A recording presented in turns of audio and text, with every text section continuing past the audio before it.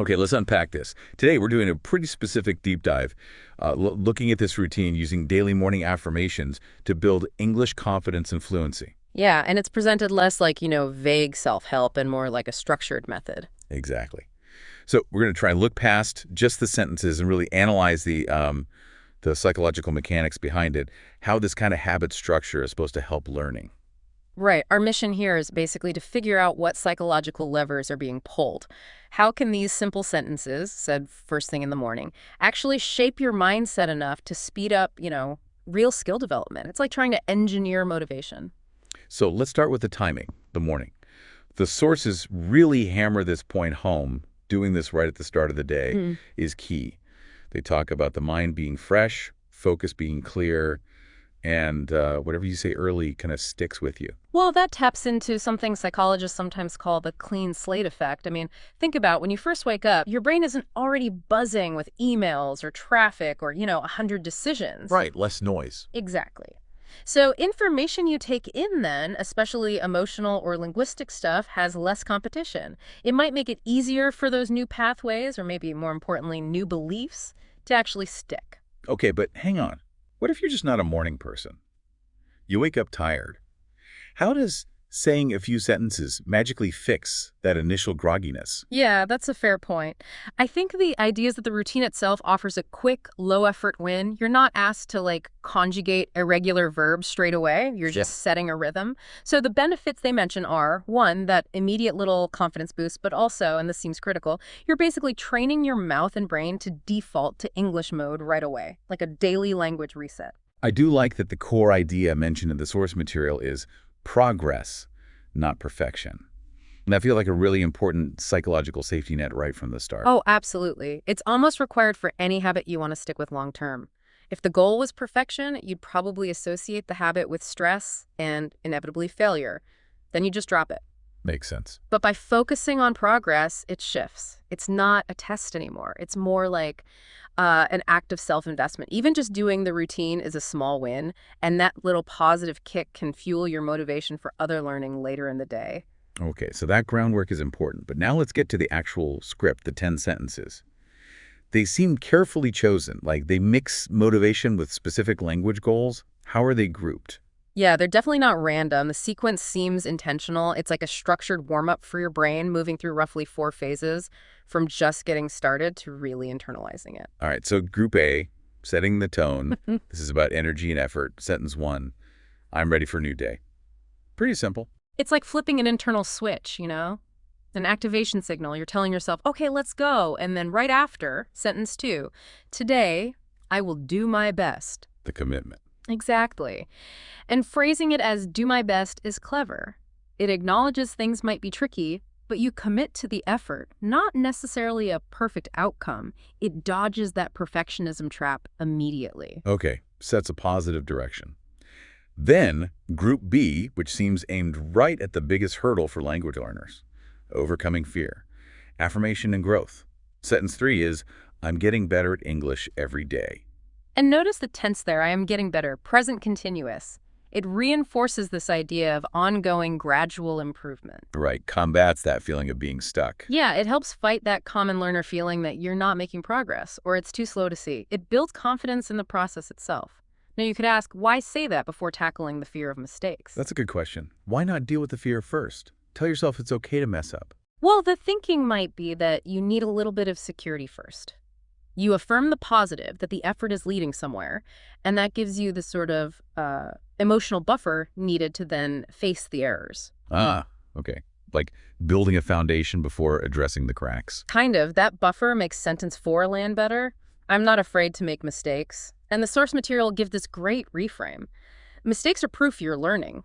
That cognitive switch is huge. It changes mistakes from something shameful into, evidence you're actually doing something. So you stop avoiding speaking and maybe even start looking for chances to practice, even if you might mess up. Exactly. It reframes failure as feedback.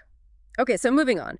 Group C gets more specific. It focuses on clarity and confidence in communication. We're shifting from general motivation now to actual speaking goals. Sentence 5. I speak English with confidence. That's a bold statement, especially for a beginner. It is. And the sources say, say it out loud, feel the rhythm in your voice. You're kind of physically rehearsing the feeling. But you hit on a key point. If you're just starting out, isn't saying, I speak English with confidence, just, well, lying to yourself. How does this routine handle that gap? Yeah, that's where affirmations can sometimes backfire, right? If it feels totally untrue, it can actually make you feel worse. Exactly. Affirmation fatigue. The way this seems to work, or is intended to work, is twofold. First, the sentences before it have hopefully primed your mind to be more open to the possibility of success. Okay. And second, sentence 6 immediately brings it back down to earth. I can communicate clearly and naturally. Notice the shift the focus is on clarity, not perfect grammar or speed. So it lowers the success bar. Right. It makes the goal achievable. Confidence isn't aimed at sounding like a native speaker tomorrow, but at being understood.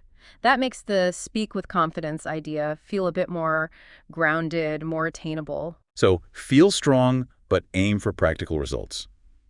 That makes sense. Okay, lastly, Group D, integration and belief. This seems to tie it all together, connecting the language goal to your broader sense of self. Yeah, this is where it really anchors emotionally. Sentence 7 brings in gratitude. I'm thankful for another day to learn. Gratitude tends to foster a sort of calm, positive energy. It frames the practice not as a chore, but as an opportunity. Makes it feel less like homework. Hopefully. And then sentence 8 is very direct about mindset. I'm focused, positive, and ready to grow. That's pretty holistic. It covers your mental state for language and just the day ahead. It's you actively stating the kind of person you intend to be in that moment. But maybe the real linchpin, the identity piece, is sentence 9. English is becoming part of my life. That feels different. Not just a goal, but like an ongoing transformation. Again, that progressive tense. Exactly. That's verbal self-identity confirmation kicking in. You're telling your subconscious, this isn't just some external task I have to do, it's becoming part of me. And the theory is, the more you say it, the more your brain looks for ways to make it true. That's the idea. If English is part of your life, you start treating it differently. Like something essential, not something optional you drop when you're busy or unmotivated. And then wrapping it all up, the final one, sentence 10, I believe in myself. It's the summary statement, isn't it? It ties the whole sequence together. You started with energy, Group A, cleared away fear, Group B, set practical communication goals, Group C, and integrated it into your identity, Group D. This final sentence basically says, I have the capacity to do this. It's a really structured psychological journey in just 10 short sentences. Now, the sources don't just say read these. There's a specific practical tip. Record yourself saying them each morning. That adds a whole different layer, doesn't it? Measurement. Oh yeah, that recording part is crucial. It turns the affirmation from just words into something you can actually track. Saying you're confident is one thing, but the sources promise something concrete. After just a week, you'll apparently start hearing real improvement in your tone and rhythm. So you get auditory feedback. Exactly. Measurable progress. Yeah. That physical evidence, hearing your own voice change, validates all the mental work. The confidence you declared in sentence 5 starts to actually show up in how you sound. So it creates a positive feedback loop. You hear yourself sounding better, which makes you feel more genuinely confident. Which then likely motivates you to practice more effectively and so on.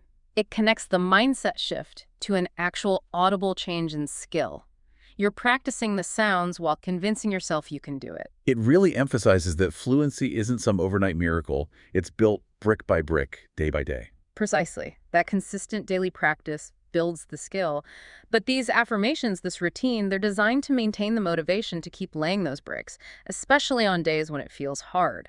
It underlines that idea of progress through consistent small efforts fueled by belief. So summing up this deep dive for our listeners, the efficiency here seems to come from how this routine cleverly merges psychological prep. That positive, fearless state with very clear linguistic aims like clarity and fluency, all packed into the very start of the day. It's like they've reverse-engineered motivation. Which really leaves you with something interesting to think about, doesn't it? Beyond just language learning. If this routine works partly because it integrates the skill into your identity, if saying English is becoming part of my life helps make it true, what other big goals might you be treating as just temporary burdens? Instead of parts of who you're becoming. Right. Think about that link between saying you can, that spoken confidence, and your actual realized ability. This deep dive suggests that maybe self-belief isn't just a nice side effect of learning. Maybe it's the actual engine you need to keep going, especially when things get tough.